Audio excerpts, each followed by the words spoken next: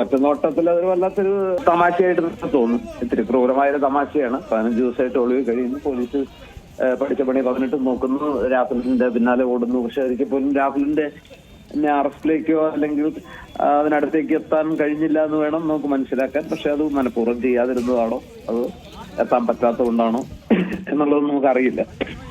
ഏതായാലും 15-ാം ദിവസം രാഹുൽ മാങ്കൂട്ടത്തിൽ പാലക്കാട്ടെത്തുന്നു. അവിടുത്തെ കുന്നത്തൂർമേട്ടിലെ സെന്റ് സെബാസ്റ്റ്യൻ സ്കൂളിൽ രാഹുൽ വോട്ട് ചെയ്യുന്നു. അത് നിയമസഭ അംഗമായതിനു ശേഷം വോട്ട് പാലക്കാട്ടേക്ക് മാറ്റിയിരുന്നു. അദ്ദേഹം വന്ന് വോട്ട് ചെയ്യുന്നു. ആ വോട്ട് ചെയ്യാനെത്തിയ സമയം വളരെ ശ്രദ്ധയാണ്. അതായത് രാവിലെ ഒക്കെ എത്തിയിരുന്നെങ്കിൽ ഇന്ന് മുഴുവൻ അതായിരിക്കും ആഘോഷം, അല്ലെങ്കിൽ അത് വലിയൊരു വിഷയമായിട്ട് അതേക്കുറിച്ചുള്ള കമന്റ്സും മറ്റു കാര്യങ്ങളായിട്ട് ഇങ്ങനെ ആ ചർച്ചകളിൽ നിറയും എന്ന് രാഹുലിന് അറിയാമായിരുന്നുകൊണ്ട് രാഹുൽ ഏതാണ്ട് വോട്ടെടുപ്പ് പൂർത്തിയാകാൻ 1 മണിക്കൂർ അധികം കഷ്ടിച്ച് ഒരു മണിക്കൂറും അല്പം കൂടി 1.25 മണിക്കൂറൊക്കെ അവശേഷിക്കുന്ന സമയത്താണ് രാഹുൽ മാങ്കൂട്ടത്തിൽ പാലക്കാട്ടെത്തുന്നത്. അപ്പോൾ അദ്ദേഹം കൃത്യമായൊരു പ്ലാനിങ്ങോട് കൂടി തന്നെയാണ് ഈ വിഷയം ചർച്ച ചെയ്യുന്നതിന്റെ പേരിൽ ഏതെങ്കിലും രീതിയിൽ പാർട്ടിക്കോ അല്ലെങ്കിൽ മറ്റെന്തെങ്കിലും രീതിയിൽ ഒരു പ്രശ്നമാവണ്ട. ഏതാണ്ട് എല്ലാ വോട്ടർമാരും വോട്ട് ചെയ്യാൻ അവശേഷിക്കുന്ന എല്ലാവരും തന്നെ വീട്ടിൽ നിന്ന് ഇറങ്ങി ഒന്നെങ്കിൽ ബൂത്തിലേക്കൊക്കെ വന്നൊരു ഘട്ടത്തിലാണ് ഈ അദ്ദേഹം എത്തിയത്, വോട്ട് ചെയ്തത്. ആ നിലയ്ക്ക് അദ്ദേഹം കെയർഫുൾ ആയിരുന്നു എന്ന് വേണമെങ്കിൽ പറയാം. ഇവിടെ ഒരു പ്രശ്നമുള്ളത് അദ്ദേഹത്തെ കൊണ്ട് പ്രതികരിപ്പിക്കാൻ മാധ്യമങ്ങൾ വളരെയധികം ശ്രമിച്ചു. പക്ഷെ അദ്ദേഹം വളരെ കൃത്യമായി പറഞ്ഞു, എനിക്ക് ഒന്നേ പറയാനുള്ളൂ, എനിക്ക് പറയാനുള്ളത്, എനിക്കെതിരെ പറയാനുള്ളതും ബഹുമാനപ്പെട്ട നീതിന്യായ കോടതിയുടെ പരിഗണനയിലാണ്. അവര് സത്യം കണ്ടെത്തട്ടെ, ഏതായാലും സത്യം ജയിക്കും. ഇതിനപ്പുറത്ത് എന്തെങ്കിലും പറയാൻ അദ്ദേഹം തയ്യാറാവുന്നില്ല. വളരെ കെയർഫുൾ ആയിരുന്നു. നിരന്തരം പ്രകോപിപ്പിച്ചിട്ടും ഇങ്ങനെ ചോദ്യങ്ങൾ കൊണ്ട് അദ്ദേഹത്തെ വീണ്ടും ഇങ്ങനെ ചുറ്റും കൂടി നിന്ന് ചോദ്യങ്ങൾ ഇവിടെ നിന്ന് പോളിംഗ് ബൂത്തിൽ നിന്ന് ഇറങ്ങി നേരെ കുറച്ച് മുന്നോട്ട് പോയി ഒരു ചായക്കടയിൽ കയറി അവിടെ ചായ കുടിക്കാനിരിക്കുന്ന ഘട്ടത്തിലും മാധ്യമങ്ങൾ പരമാവധി ശ്രമിക്കുന്നുണ്ട്. മുതിർന്ന മാധ്യമ പ്രവർത്തകരടക്കം പ്രധാന ചാനലുകളുടെ എല്ലാം പരമാവധി ശ്രമിക്കുന്നുണ്ട്. പക്ഷെ ആ 2 വാചകത്തിനപ്പുറത്ത് എന്തെങ്കിലും ഒന്ന് കൂട്ടിച്ചേർക്കാൻ രാഹുൽ മാങ്കൂട്ടത്തിൽ തയ്യാറാവുന്നില്ല. അപ്പോൾ കെയർഫുൾ ആണ്. കോടതിയുടെ ഒരു നിർദ്ദേശം എനിക്ക് 2ാമത് ജാമ്യം കൊടുക്കുന്ന സമയത്ത് ആ ജാമ്യവ്യവസ്ഥയിൽ മാധ്യമങ്ങളുമായിട്ട് വിഷയം ചർച്ച ചെയ്യാൻ പാടില്ല എന്ന മറ്റൊരു നിർദ്ദേശം ഉത്തരവിലുണ്ടെന്നാണ് ഞാൻ വിചാരിക്കുന്നത്. അതുകൊണ്ട് അദ്ദേഹം രാഹുൽ മാങ്കൂട്ടത്തിൽ ഒരു ഘട്ടത്തിൽ പോലും സംയമനം കൈവിടുന്നില്ല. അദ്ദേഹം വളരെ നിയന്ത്രിതമായിട്ട് വളരെ കൺട്രോൾഡ് ആയിട്ടുള്ള രീതിയിലാണ് പെരുമാറിയത്. മാധ്യമങ്ങളിൽ നിന്ന് ഒളിച്ചോടാനൊന്നും ശ്രമിച്ചില്ല. പക്ഷെ അവരുടെ മൈക്കുകൾക്ക് മുമ്പിൽ അദ്ദേഹം വളരെ വളരെ കെയർഫുൾ ആയിരുന്നു എന്നുള്ളതാണ് പ്രശ്നം.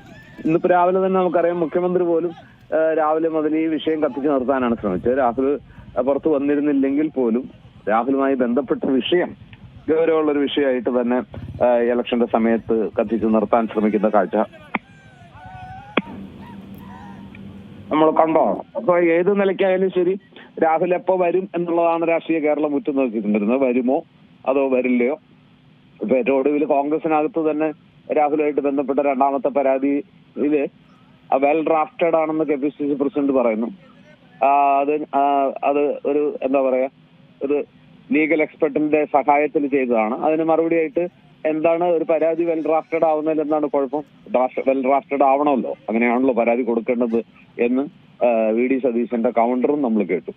അപ്പോ വിഷയം രാഹുൽ തന്നെയാണ്. തെരഞ്ഞെടുപ്പിൽ ഇന്ന് പോലും ഏറ്റവും പ്രധാന ചർച്ചാ വിഷയം, അല്ലെങ്കിൽ മാധ്യമങ്ങളിൽ ഡിസ്കസ് ചെയ്യുന്ന ഏറ്റവും വലിയ പോയിന്റ് രാഹുൽ മാങ്കൂട്ടത്തിൽ തന്നെയാണ്. ആ രാഹുൽ മാങ്കൂട്ടത്തിൽ ഒടുവിൽ താങ്കൾ സൂചിപ്പിച്ച പോലെ 15 ദിവസത്തെ അജ്ഞാതവാസത്തിന് ശേഷം, ഒളിവ് ജീവിതത്തിന് ശേഷം പാലക്കാട് തന്റെ മണ്ഡലത്തിലെത്തുന്നു. അവിടെ ഓഫീസ് വന്ന് വോട്ട് ചെയ്യുന്നു, തിരിച്ച് ചായ കുടിക്കുന്നു. വീണ്ടും പാലക്കാട് തന്നെ ഉണ്ടാകും എന്നാണ് അവസാനം അദ്ദേഹം പറഞ്ഞത്. അതായത് ഇനി എങ്ങോട്ടാണ് പോകുന്നതെന്ന് ചോദിച്ചപ്പോൾ ഇനി ഇവിടെ തന്നെ ഉണ്ടാവും. ഇപ്പൊ അതിനിടയിലാണ് ഏറ്റവും പുതിയ വാർത്ത വന്നത്, അല്ലെങ്കിൽ രാഹുൽ മാങ്കൂട്ടത്തിന് സെഷൻസ് കോടതി 2ാമത്തെ പരാതിയിൽ ജാമ്യം അനുവദിച്ചതിനെതിരെ സർക്കാർ ഹൈക്കോടതിയിൽ അപ്പീൽ കൊടുക്കുന്നെന്ന് വാർത്തയും ഇന്ന് പുറത്തു വരുന്നു. അപ്പൊ എല്ലാത്തിലും അതായത് ഇനി ആ ജാമ്യം നിഷേധിക്കപ്പെട്ടാൽ ഇനിയൊരു ഒളിവ് ജീവിതത്തിന് രാഹുൽ തയ്യാറാവില്ല, കീഴടങ്ങും എന്ന് തന്നെ വേണം വിചാരിക്കാൻ. അങ്ങനെ അനിശ്ചിതമായിട്ട് നീട്ടിക്കൊണ്ടുപോകാൻ പറ്റില്ല. അപ്പൊ അതുകൊണ്ടായിരിക്കും അദ്ദേഹം ഒളിവ് ജീവിതം അവസാനിച്ച് പാലക്കാട്ട് എത്തുന്നു. ഇനി ഈ 2ാമത്തെ അപ്പീൽ 2 കേസും ഹൈക്കോടതിയുടെ പരിഗണനയിലേക്ക് വരുന്നു എന്നാണ് എന്റെ അർത്ഥം. ആദ്യത്തെ കേസും 2ാമത്തെ കേസിലും മുൻകൂർ ജാമ്യ ഹർജി ഹൈക്കോടതി പരിഗണിക്കാനിരിക്കെ ആ വിഷയങ്ങളിൽ 2ലും ഒരു അനുകൂല തീരുമാനം ഉണ്ടാവുന്നില്ല എങ്കിൽ പോലീസ് കീഴടങ്ങി നിയമ നടപടികൾ സ്വീകരിക്കാൻ അദ്ദേഹം തയ്യാറാകുന്നു എന്നതിന്റെ സൂചനയാണ് ഇവിടെ ഉണ്ടാവും എന്ന് അദ്ദേഹം പറഞ്ഞതിലൂടെ നമുക്ക് മനസ്സിലാക്കാൻ കഴിയും. ഏതായാലും രാഹുൽ വിഷയം പെട്ടെന്ന് കെട്ടടങ്ങാൻ പോകുന്നില്ല. അതിങ്ങനെ നിരന്തരം ചർച്ചയായിക്കൊണ്ടിരിക്കും. ഇന്നും രാഹുൽ വന്നതും വോട്ട് ചെയ്തതും അടക്കമുള്ള വിഷയങ്ങൾ അദ്ദേഹം തന്നെ പ്രതികരിക്കുന്ന രീതി അതുപോലെ എല്ലാം കൂടുതൽ കൂടുതൽ ചർച്ചകളിലേക്ക് പോവുകയാണ്. രണ്ട് മുന്നണികളും പ്രത്യേകിച്ച് CPM ഇനിയിപ്പോ ഇന്ന് വൈകുന്നേരത്തിന് ശേഷം വോട്ടെടുപ്പിന് ശേഷം ഇത് എത്രത്തോളം കത്തിക്കുമെന്ന് എനിക്കറിയില്ല. ഏതായാലും ഇന്ന് രാവിലെ മുതൽ അത് വിഷയം ജ്വലിപ്പിച്ച് നിർത്താൻ മുഖ്യമന്ത്രി വളരെ ബോധപൂർവ്വം ശ്രമിക്കുന്നത് നമ്മൾ കണ്ടു. അത് അദ്ദേഹം ആ വിഷയം തന്നെ അപ്പൊ അതിന് കൗണ്ടറായിട്ട് എല്ലാ പ്രതിപക്ഷ നേതാക്കളും പറയുന്നുണ്ട്. രാഹുൽ മാത്രമല്ലോ, സ്വന്തം പാർട്ടിക്കകത്തും സ്ത്രീലമ്പടന്മാരൊക്കെ ഉണ്ടല്ലോ. അപ്പൊ എന്ന രീതിയിൽ അത് ആ വിഷയം കൂടുതൽ കൂടുതൽ ചർച്ചയാവുന്ന കാഴ്ചയും നമ്മൾ കണ്ടതാണ്. ഈ രാഹുൽ മാങ്കൂട്ടത്തിന്റെ മുഖത്ത് ഇപ്പോഴും ഒരു ചിരിയുണ്ട്. ആ ചിരിയുടെ അർത്ഥം ഇനി പാലക്കാട് തുടരുമെന്ന് തന്നെയാണെന്ന് മനസ്സിലാക്കേണ്ടിയിരിക്കുന്നു നമ്മൾ. അല്ല, ആ ചിരി എന്നൊക്കെ പറയുന്നത് അദ്ദേഹത്തിന്റെ ഒരു ബോഡി ലാംഗ്വേജ് ആണ്. ഏത് വിഷയം വരുമ്പോഴും ഇങ്ങനെ ചിരിച്ചുകൊണ്ട് സംസാരിക്കുന്ന ഒരു ഇത്, അങ്ങനെ പിരിമുറുക്കോ ഇതൊന്നും കൂടാതെ പറയേണ്ടത് മാത്രം പറയുന്നു, അതൊരു ചിരിയോടെ പറയുന്നു. അതായത് റിപ്പോർട്ടറെ നിരായുധരാക്കുന്ന രീതിയിൽ എത്രയൊക്കെ ഷാർപ്പ് ക്വസ്റ്റ്യൻസ് വന്നാലും അതിനോടൊന്നും പ്രകോപിതനാകാതെ തനിക്ക് പറയാനുള്ളത് മാത്രമായിട്ട് പറഞ്ഞ് അത് ഒരു ചിരിയോടുകൂടി പറഞ്ഞു ചോദിക്കുന്നവരെ നിർവീര്യമാക്കുന്ന അല്ലെങ്കിൽ നിരായുധരാക്കുന്ന ഒരു സമീപനമാണ് രാഹുലിന്റെ.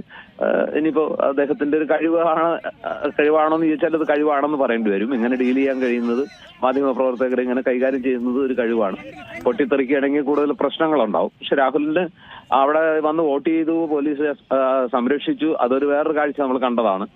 പിടിക്കാൻ കഴിയാത്തവർ അദ്ദേഹത്തിന് പിടികൂടാതിരിക്കാൻ, അദ്ദേഹത്തിനെതിരെ പ്രതിഷേധിക്കുന്നവർ പിടികൂടാതിരിക്കാൻ കോഴി എന്നൊക്കെ വിളിച്ച് കോഴി പ്ലക്കാർഡൊക്കെ അവിടെ ഉയരുന്നത് കണ്ടു.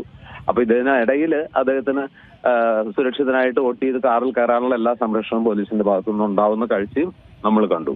അപ്പോ സത്യം പറഞ്ഞാൽ രാഹുലാണ് കുറെ ദിവസമായിട്ട് വാർത്താ കേന്ദ്രം, വാർത്താ പുരുഷൻ. ഏറ്റവും പുതിയ വാർത്തകളും വിശേഷങ്ങളും വിരൽ തുമ്പിലറിയാൻ സീ മലയാളം ന്യൂസ് എല്ലാ ഡിജിറ്റൽ പ്ലാറ്റ്ഫോമുകളിലും ലഭ്യം.